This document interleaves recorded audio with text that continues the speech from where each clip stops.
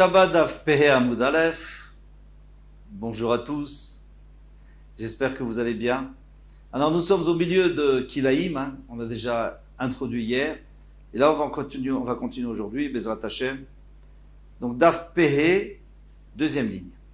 Ou Minalan, Deha de Kimlu le Rabanan, Miltahi. Alors, les Chachamim nous ont dit, plutôt, la Torah nous a dit 5, hein, nous a donné un remez, qu'on pouvait mettre 5 plants ou plantes différentes dans une surface X. Maintenant, les Chachamim ont décidé que cette surface, elle faisait 6 tfachim sur 6 tfachim. C'était la logique, parce que pour que celle du milieu soit à 3 tfachim de chacune, inclut la plante, et comme ça, les racines ne se mélangeraient pas et ne donneraient pas du goût l'un à l'autre. Parce que là, ça serait vraiment kilaïm. Eh bien, d'où sait-on qu'on peut compter sur l'être humain pour décider une chose pareille? Et personne n'est sous la terre pour voir ce qui se passe. Eh bien, la Gemara nous dit, et alors, d'où on sait que Miltaï, que c'est une chose sur laquelle on peut tout à fait compter al-pi halacha.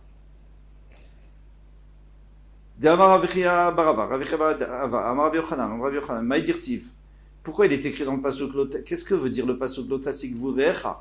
Tu n'as pas le droit de dépasser la limite avec ton chaver. Par exemple, tu as un champ, tu ne dois pas dépasser la limite et aller chez lui. Asher gavlu rishonim, que les rishonim, que nos anciens ont fixé, la limite qu'eux ont fixée. Qui dit qu'ils ont fixé une limite? C'est nous qui fixons nos limites avec notre voisin. Alors il dit Gvul chez Gavlu Rishonim Lotasig, la Gvul, la limite que les anciens ont fixée, il ne faut pas la dépasser. Maï Gavlu Rishonim, c'est qui les anciens? C'est qui les premiers? Amar Rabbi Shmuel bar Nachmani Amar Rabbi Yonatan Dirtiv Ele Bnei Seir. Voici les enfants de Seir. Achori Yoshve Haaretz. Le Chori, donc le peuple Chori qui réside dans la terre, sur la terre. Est-ce que tous les autres, pourquoi tu me dis que lui il réside sur terre et tous les autres ils résident sur la lune, dans le ciel? Et là, Shayu Bekim Beishuva Shalaretz. Quand on dit Yoshve Haaretz, c'est-à-dire il savait installer la terre, il savait optimiser les récoltes. Chez Yombrim, il disait Melo Kaneze. Kanemida, c'était un genre de règle pour mesurer, une grande règle pour mesurer la terre. Il disait voilà, la mesure d'une règle, ou alors 10 mètres, 20 mètres, comme on veut, Zé la Zaït. Ça, cette terre, elle est prévue, elle est beaucoup mieux pour planter des oliviers. Melo Kaneze, même dans cette terre-là, l'Akfanim, c'est pour les vignes. Melo Kaneze, les Ténim. Et là, ici, c'est plutôt pour les figues. Alors, comment il savait? Vechori, pourquoi il s'appelle Chori? Chez Marichim et Taaretz. Il sentait la terre. Il disait, ça c'est une terre pour les tomates, ça c'est une terre pour les concombres, les olives, etc. Vechivi, pourquoi il s'appelait le Chivi? Il y avait aussi le Chivi là-bas. Amarafapa, Shayut Toamim et Taaretz. Eux, ils goûtaient carrément la terre pour savoir à quoi elle correspondait, quelle plantation. Qui est Chavia, parce que Chavia, c'est un serpent. Le serpent, il mange la terre. Rabba Chabar Yaakov Amar, Chori, Shenasub, Nechorim, Minersehem. Lui, il fait une autre rachat, lui dit que Chori, c'est parce qu'ils étaient libérés de leurs biens, c'est-à-dire on leur avait tout pris. Parce que Seir, il est allé leur faire la guerre et il leur a pris tout, même la vie, il leur a pris. Ok. Donc on a déjà appris ça. Maravasi, Aruga, Tochavav. Maintenant, il vient nous préciser, Ravasi, que la haruga, donc cette plate-bande-là qui fait 6 sur 6, eh bien, chutz mikvulea, à part les limites extérieures, c'est-à-dire il y a 6, mais après il faut laisser une bande, on va voir tout de suite, d'un téphar, pour marcher, pour aller arroser et travailler. Donc, quand on dit une bande de 6, en fait, c'est une bande de 8, parce qu'il y a de chaque côté, 8 sur 8, de chaque côté, il y a un téphar. Tanya Namiachi, aussi une braïta qui dit ainsi, Aruga, Tochashisha, à l'intérieur, il y en a 6, à l'intérieur, là où on plante, Gevulea Bekama, maintenant, la limite, elle fait combien de large? Eh bien, Kedetnan, Rabbi Yehuda Omer, Rochav, Kemelo Rochav, Parsa.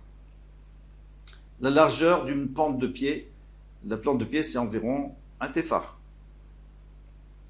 Amar Rabbi Zera veitem Rav Chanina bar Papa. Rabbi Zera a dit, et il y en a qui disent que c'est Rabbi Chanina bar Papa. Maïta med Rabbi Yehuda, quelle est la raison de Rabbi Yehuda? Dire-t-il, parce qu'il est écrit Vishkita beraglecha, et tu vas arroser avec tes pieds. Qui gana yerek, comme le potager. Pourquoi tu nous dis que tu vas arroser avec tes pieds? C'est-à-dire tu vas marcher avec tes pieds. Généralement, on marche toujours avec les pieds. Il fallait dire, et tu vas arroser, tout simplement.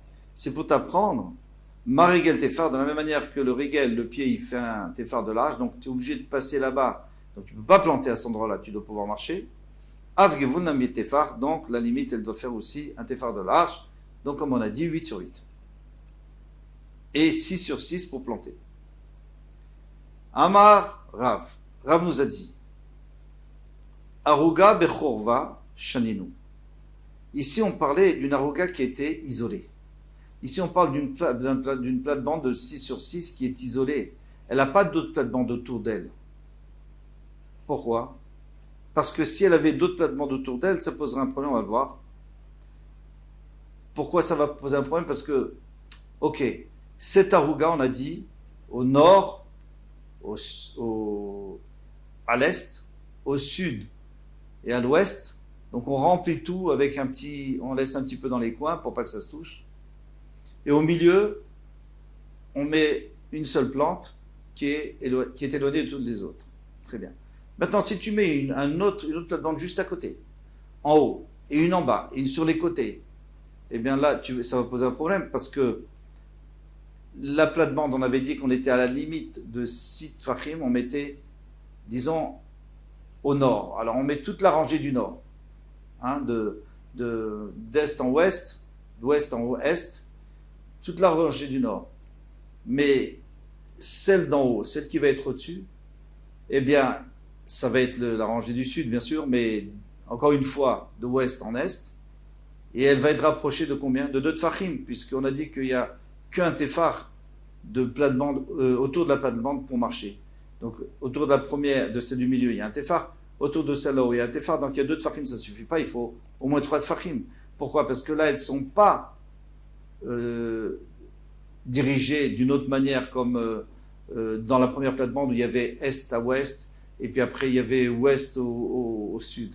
Là, c'est tout dans la même direction. Donc, on a l'impression que c'est proche et mélangé. Là, on n'a pas le droit. Ça, c'est la Gemara qui vient nous dire. Alors, Veïka, la Gemara demande Veïka, mais comme Kranot. La Gemara dit, mais non, mais on peut très bien s'arranger avec les coins. Alors là, il faut absolument regarder le dessin dans le Rashi. Vous voyez, il y a 9 plates-bandes. Et ils se sont arrangés pour qu'il n'y ait aucune plante qui se rapproche d'une autre de 3 tfachim. Pourquoi? Parce que vous voyez, par exemple, on va prendre celle du milieu, hein, parce que c'est celle qui nous intéresse. Après, les autres, elles sont venues pour l'entourer. Celle du milieu, si on regarde en haut de celle du milieu, on voit que c'est à droite. Donc, on n'a pas planté toute la longueur de l'est, puisqu'en haut, c'est l'est. Hein, il a mis l'est en haut. Hein, on va suivre la photo. Donc, en haut, il va y avoir, on va planter que 2 tfachim et demi, on ne va pas planter les 6 tfachim.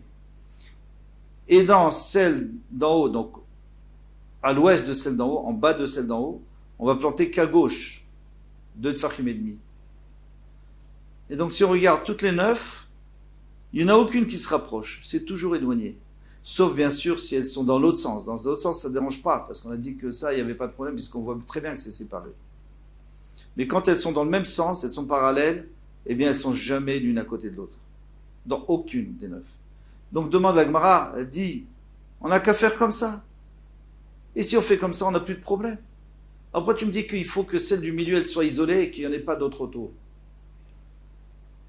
Amré, Rav, ils ont dit au Betamidash de Rav, Mishmi de Rav, Vemimalet Akranot.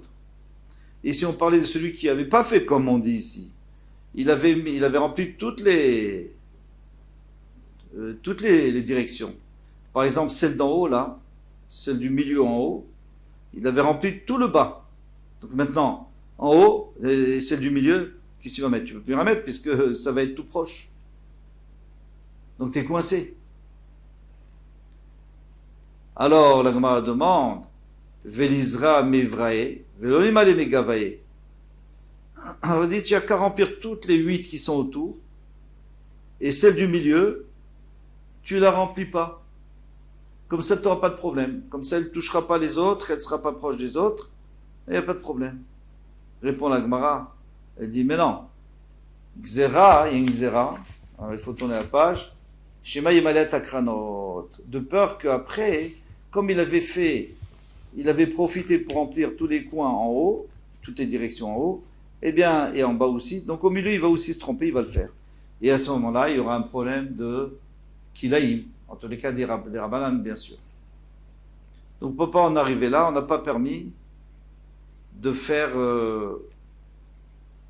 C'est pour ça que lui dit qu'il fallait que ce soit celle dont on parle, où tu peux vraiment remplir tous les côtés. Ça, c'est seulement si elle est seule. Mais si elle n'est pas seule, si elle est entourée, alors il faudra trouver des solutions pour ne pas arriver à Kilaïm. Chazak ou Baruch. Au revoir, à bientôt, Bezat Hashem.